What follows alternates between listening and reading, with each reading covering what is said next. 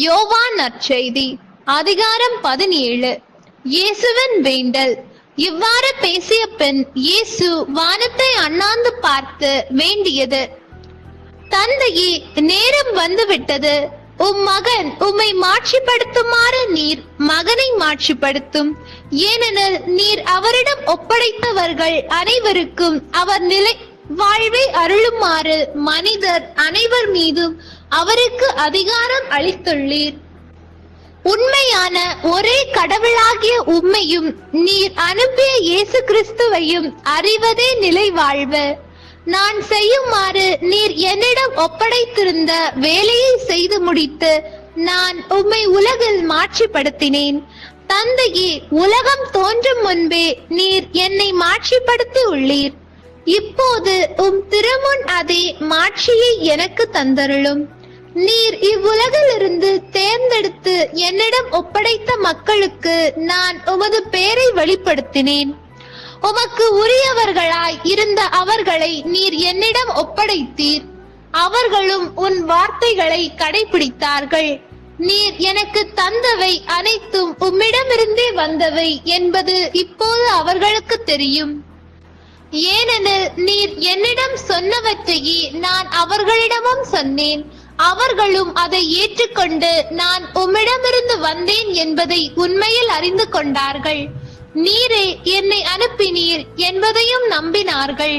அவர்களுக்காக நான் வேண்டுகிறேன், உலகிற்காக அல்ல, மாறாக நீர் என்னிடம் ஒப்படைத்தவர்களுக்காகவே வேண்டுகிறேன்.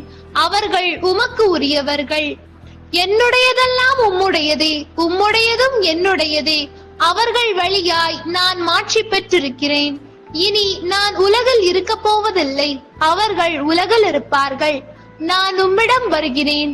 தூய தந்தையே, நாம் ஒன்றாய் இருப்பது போல் அவர்களும் ஒன்றாய் இருக்கும்படி நீர் எனக்கு அளித்த உம் பேரின் ஆற்றலால் அவர்களை காத்தருளும். நான் அவர்களோடு இருந்தபோது நீர் எனக்கு அளித்த உம் பேரின் ஆற்றலால் அவர்களை காத்து வந்தேன், நன்கு பாதுகாத்தேன். அவர்களுள் எவரும் அழிவுறவில்லை.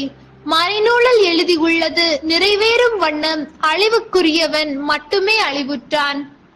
இப்போது உம்மிடம் வருகிறேன். என் மகிழ்ச்சி அவர்களுள் நிறைவாக இருக்கும்படி நான் உலகில் இருக்கும் போதே இதை சொல்கிறேன். உம் வார்த்தையை நான் அவர்களுக்கு அறிவித்தேன்.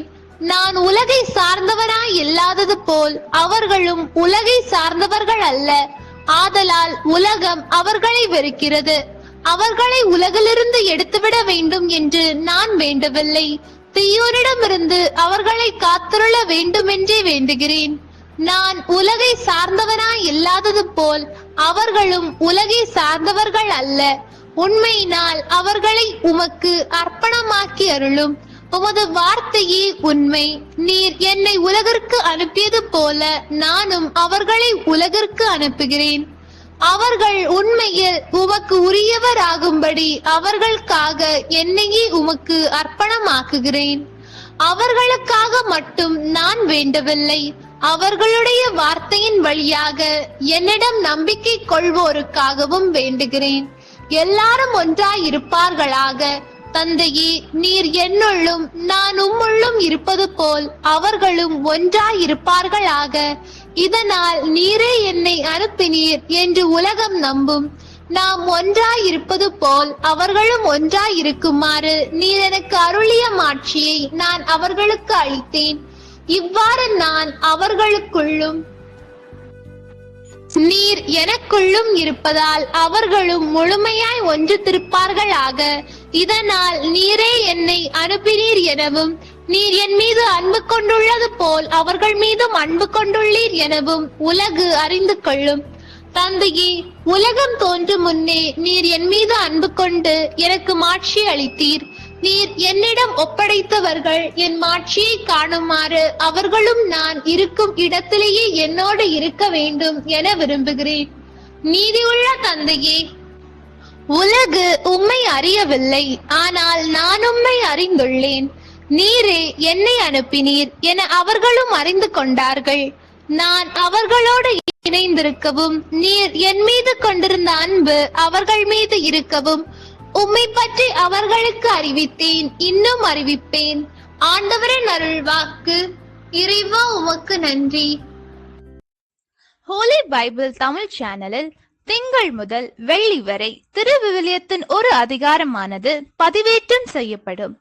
நம் அன்பு கடவுளின் ஆசியும் அருளும் இன்னும் பலருக்கு கிடைக்கப்பெற ஹோலி பைபிள் தமிழ் சேனலை சப்ஸ்கிரைப் செய்யவும். மேலும் உங்கள் உறவினர் மற்றும் நண்பர்களுடன் ஷேர் செய்யவும். நன்றி.